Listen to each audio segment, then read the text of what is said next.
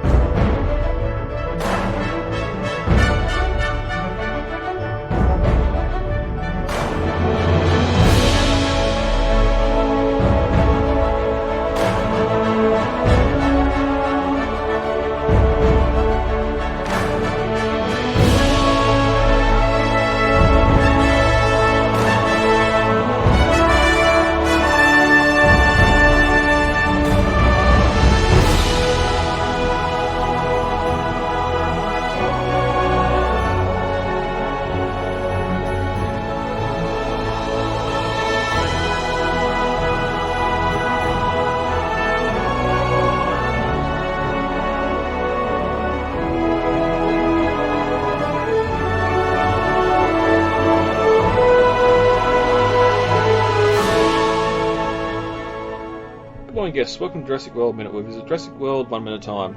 Your safety is our number one priority. I'm Brad.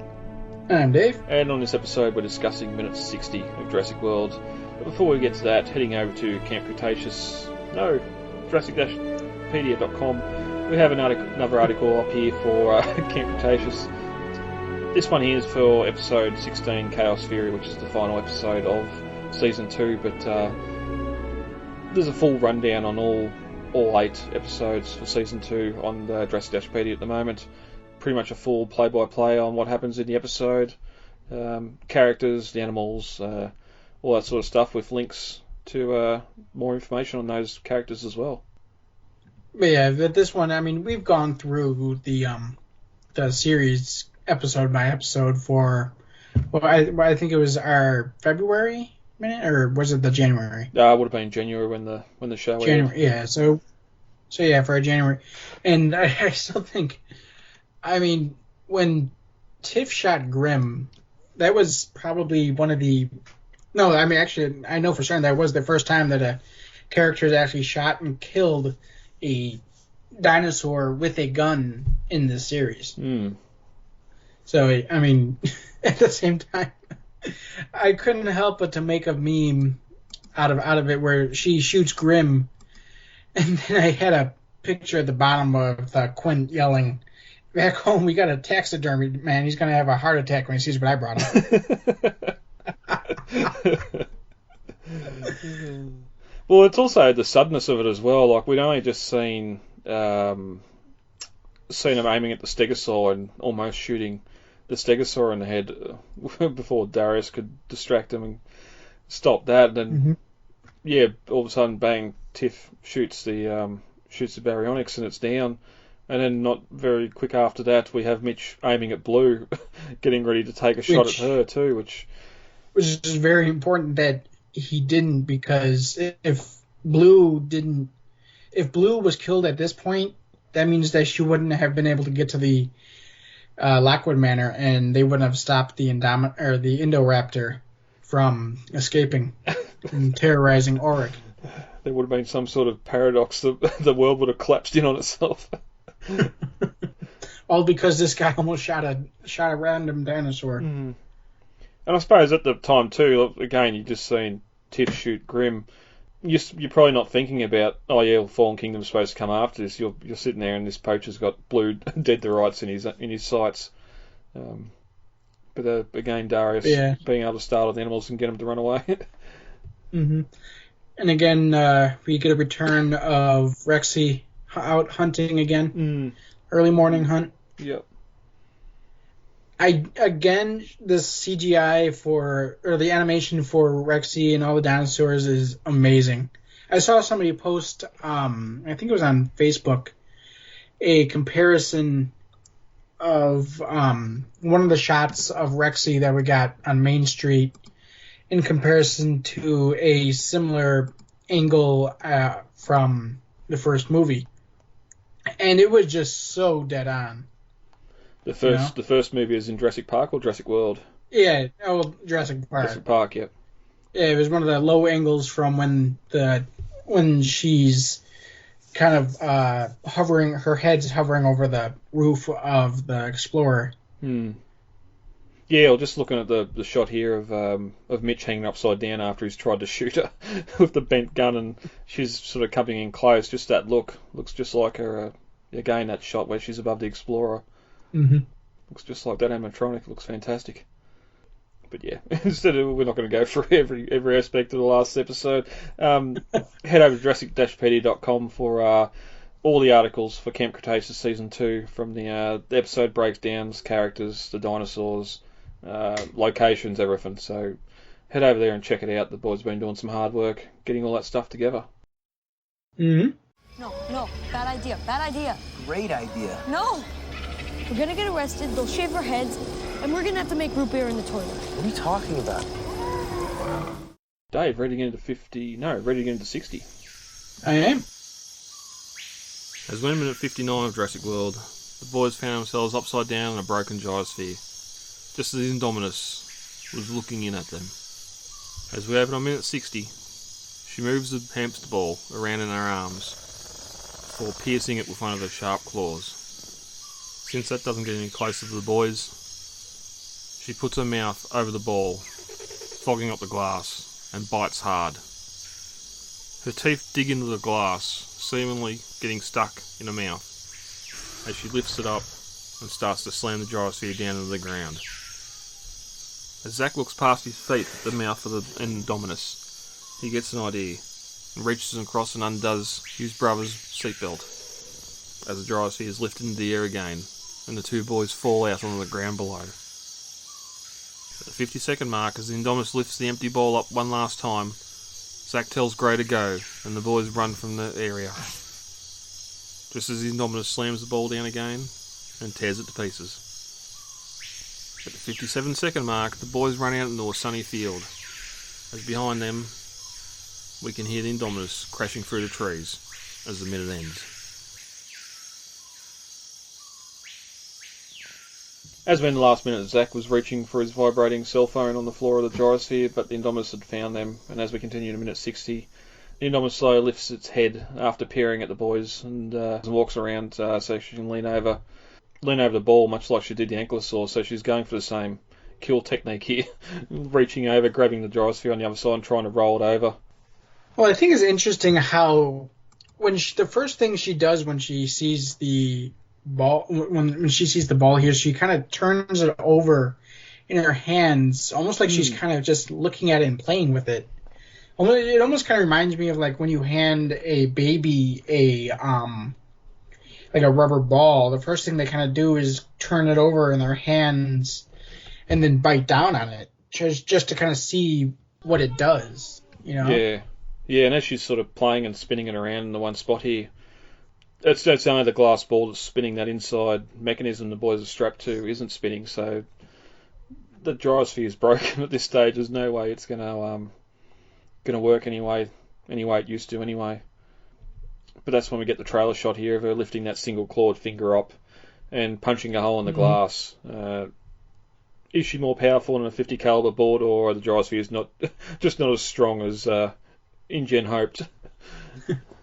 I mean, could be both. We don't know exactly how old these gyrospheres are either. Their strength probably deteriorates with time. So, I mean, we see the Indominus here kind of just basically, first she smashes her claws through it, and then she is able to bite completely through the plexiglass. So, yeah, well, here we are. We're 5 years since the park's been opened. Was this the basic ride that the park will open with? And more rides come online 6 to 12 months after the opening, or has the gyrosphere been there since the beginning? Was it the marketed attraction for Jurassic World? Come see the dinosaurs and ride in the hamster balls with them. It's also sort of a shame here we got a shot of from the inside as the claw comes through, sending glass flying. Yet when we get the top-down shot next, Zach's got nothing on his shirt. It's sort of the interaction between the CG and the real life characters in the prop here is sort of not really matching up. I do like how her you can see her breath fogging up the plexiglass, so you kind of see her like the back of her throat, but you also have all that condensation forming on the outside of the ball, and you kind of just get a foggy view of the inside of her mouth. But yeah, well, it's a good little CG trick there, money saver, where you've got the condensation or the fog from her breath blurring the image on the glass, so you're not sort of having to add that detail to the shot. But she rolls the ball around, still on her finger, and seemingly now having a better grip of it. And she looks at the boys before lowering her jaws wide over onto the ball, and we sort of get a similar shot here of the boys yelling as she clamps her jaws down around the ball, much like we did with Flex and Tim when the Tyrannosaur burst through the sunroof. And she's sort of struggling to bite here. It's like, I think I can, but maybe she's bitten off more than she can chew. But then that's when we sort of get that second push, and she pushes down against it, and her teeth are able to penetrate the glass. And I do like the shot of her her jaw here, as you can kind of see it almost make a suction on the glass, you know? Yeah. And you got like some nice pebbling texture there too. Or molting, I should say. It's like varies between pinks and like a darkish, almost blackish color. Yep. But now she's got a firm grip on the gyrosphere. She lifts it up in the air and smashes it down against the ground. And inside the boys yell. We can see the rear of the ball start to spiderweb. Zach looks up at the animal's mouth through the fog glass, and his feet are right there. Pretty much they'd be inside its mouth if that glass wasn't there. And as the indominus raises and smashes the ball up and down, Zach gets an idea, and without warning, his brother reaches over and just undoes his harness, sending the boys falling down out of the hole made by the broken glass and onto the ground. But there's a bit of an error here in the way this action's happening, because the entire time the indominus has the gyrosphere in its mouth, the boys are seated facing upwards. And then when she smashes the ball down again, the gyrosphere, you can see it's done you can see past Zach, the holes behind the mechanism and everything, so it's not just a simple undo the harnesses and fall out. It was on the prop, but not what it should have happened in the film. Because as soon as we get that wide shot, you can sort of, the indominus is holding the ball and the boys dropping down. The seats are inverted and facing down, so the boys are able to fall through that new opening onto the ground below. But something a little bit of movie magic they had to do. You wanted to have the boys looking up as the indominus is biting it, then be able to fall out. So you'd have to spin the internal mechanism around to let them do that. I do recall. I can't remember if this was the toy advertising or the in-universe advertising from the viral site, and you see it in this scene that the jaw was advertised of opening like 108 degrees or something like that. I know it was like wider than a right angle. Yeah, because we discussed that when it charged the ACU trooper, how it had its jaw wide open or something in the marketing, or because, as we know, Hasbro didn't actually release a figure of the indominus and gyrosphere that could interact with each other.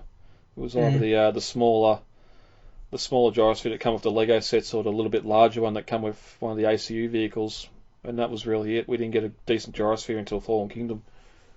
It might have been on her bio or something that come out that said her jaw could go beyond 90 degrees.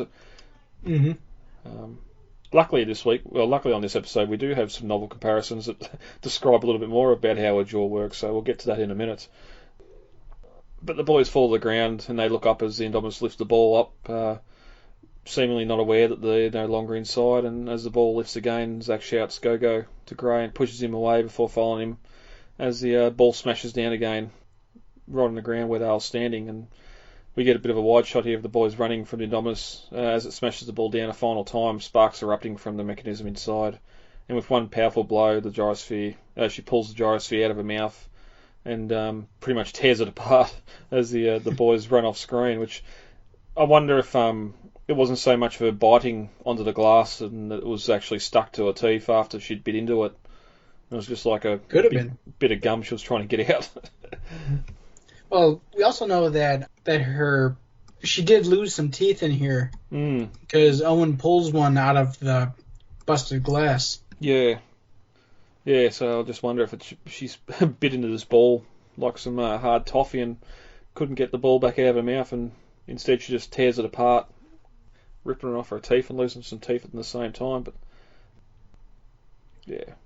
But that's when we cut to a nice sunny field as the boys emerge and sprint through the knee-high grass, and we can see the indominus chasing them as the minute ends, but or we can't see her, but we can hear her breaking through the foliage. Another sort of reminiscent of Jurassic Park 3 with them trying to escape the Spinosaur. Yeah, I was going to say, this is almost a shot-for-shot recreation of when they're running across the field away from the Spinosaurus. The only difference here is it's sunny. Yeah. Whereas there it was overcast.